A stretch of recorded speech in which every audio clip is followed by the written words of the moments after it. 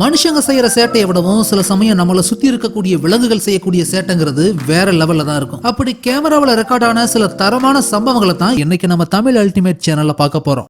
வழக்கம் போல இன்னைக்கான வீடியோவும் இன்ட்ரெஸ்டிங்கான ஒன்னாவே தான் இருக்கும். சோ வீடியோவை கடைசி வரைக்கும் பார்த்து முடிச்சதும் கண்டிப்பா ஒரு லைக் கொடுங்க. அதோட இந்த சேனலை இப்பதான் நீங்க முதல் தடவை பாக்குறதா இருந்தா கீழே இருக்கிற அந்த ரெட் கலர் சப்ஸ்கிரைப் பட்டனை கிளிக் பண்ணி பெல் நோட்டிபிகேஷனையும் எனேபிள் பண்ணி வச்சுக்கோங்க. அப்பதான் நம்ம சேனல் அப்டேட் ஆகக்கூடிய ஒவ்வொரு விஷயமும் உங்களுக்கு உடனடியா தெரிய வரும்.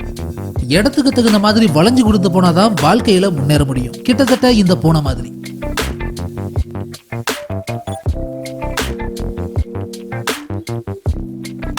இங்க ஒரு கிளி இந்த பீர் பாட்டில எப்படி ஓபன் பண்ணிருக்கு பாருங்க.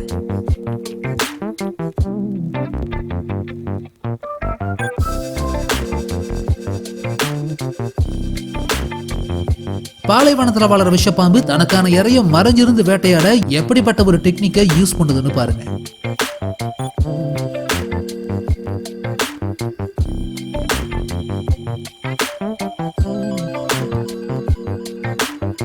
நாய் நன்றி உள்ளதுன்னு சொல்லி கேள்விப்பட்டிருப்போம். அது எந்த அளவுக்கு உண்மைங்கிறத இந்த வீடியோ ஃபுட்டேஜை பாத்தீங்கன்னாலே நல்லாவே புரியும்.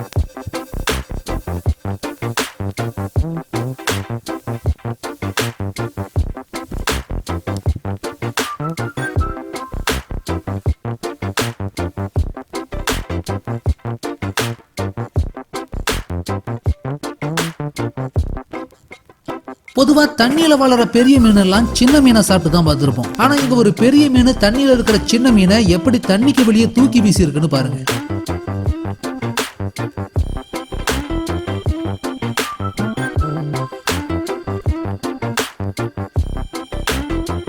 மனுஷங்க எல்லாருமே குரங்குல இருந்து தான் வந்தாங்கன்னு சொல்லி இனிமே யாரும் நம்பலன்னா இந்த வீடியோ கிளிப்பிங்க கொண்டு போய் அவங்க கிட்ட காமிச்சு பாருங்க. கண்டிப்பா ஏத்துக்குவாங்க.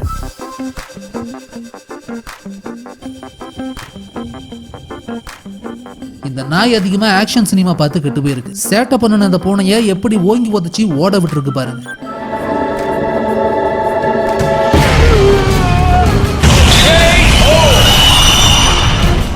மின்னல் வேகத்துல செயல்படுறதுனா எப்படிங்கறத இந்த பூனை கிட்ட இருந்து தான் நாம எல்லாருமே கத்துக்கணும் போல.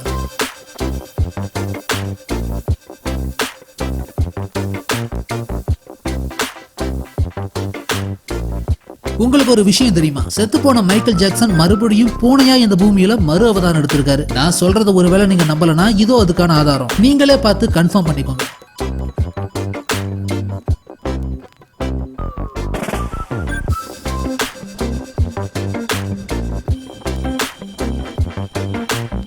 நம்மளை விடவும் பலசாலிங்க கிட்ட நம்ம மாட்டிக்கிட்டா பலத்தை யூஸ் பண்றதை விடவும் மூளையை யூஸ் பண்றதுதான் புத்திசாலித்தனம். இங்க 3 கெடா பூனைங்க ஒன்னா சேர்ந்து இந்த சின்ன குருவியை கைமா பண்ண ட்ரை பண்ணுது. ஆனா அந்த பூனைகளை ஏமாத்த நினைச்ச அந்த குருவி சிலையாட்ட நிக்க ஆரம்பிக்குது. இப்படி குருவி சிலையா நிக்கிறத பார்த்து அந்த புத்தி கட்ட பூனைங்க அது தனக்கான இறையா இல்ல சிலையான்னு கன்ஃபார்ம் பண்றதுக்கு முன்னாடி படார்னு பறந்து போய் தப்பிச்சிருக்கு இந்த குருவி. Great escape.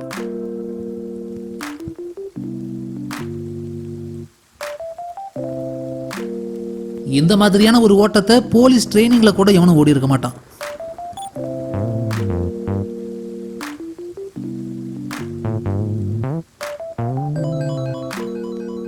இங்க ஒரு பூனை பெட்ல படுத்து இருக்கிற குழந்தைக்கு மசாஜ் பண்ணி விட்டு இருக்கு.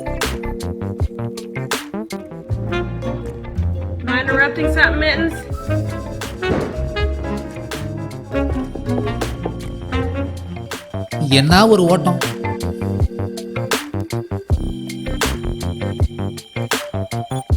இங்க இந்த நாய் பண்ணன வேலையை பாருங்க.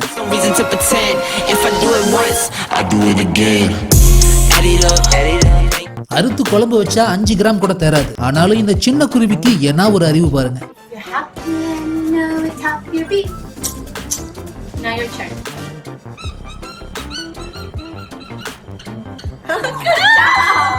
இங்க கொளுத்து போய் வளர்ந்த பெரிய செம்மறியாடு ஒண்ணு தன்னோட புண்பட்ட நெஞ்ச புகை விட்டு ஆத்திட்டு இருக்கு.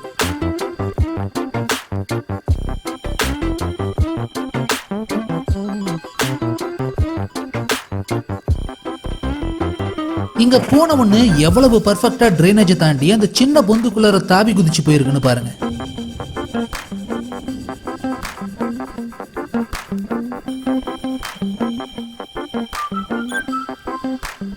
இங்க வீட்டுக்குள்ளார வளர்க்குற நாய் உனக்கு ஜிம்னாஸ்டிக் சொல்லி கொடுத்துருப்பாங்க போல. பின்னாடி இருக்கிற 2 காலையும் மேல தூக்கிட்டு நடக்க ஆரம்பிச்சிருக்கு.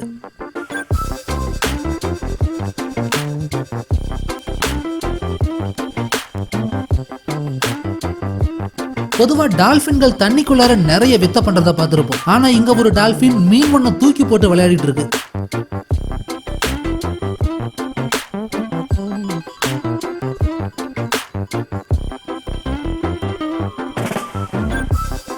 பொதுவா நம்மள யாருமே பார்க்கலன்னு நினைச்சு மனுஷங்க சில பேர் சில சேட்டைகளை செய்வாங்க. அப்படிப்பட்ட விஷயத்துல மனுஷங்களை மட்டும் இல்ல, சில செல்ல பிராணிகளுமே ஒரே மாதிரின்னு தான் சொல்லியாகணும். இங்க இவங்க 2 பேருக்கு பின்னாடி அமைதியா நடந்து வந்துட்டு இருந்த இந்த பூனை சைக்கிள் கேப்ல பல்ட்டி அடிச்சிருக்கு.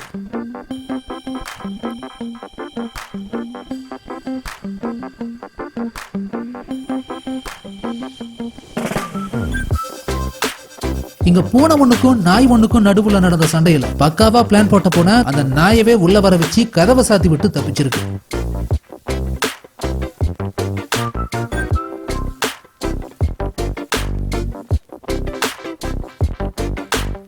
கண்டிப்பா இந்த 2 பேரோட நடிப்புக்கும் ஆஸ்கார் அவார்டே தரலாம்.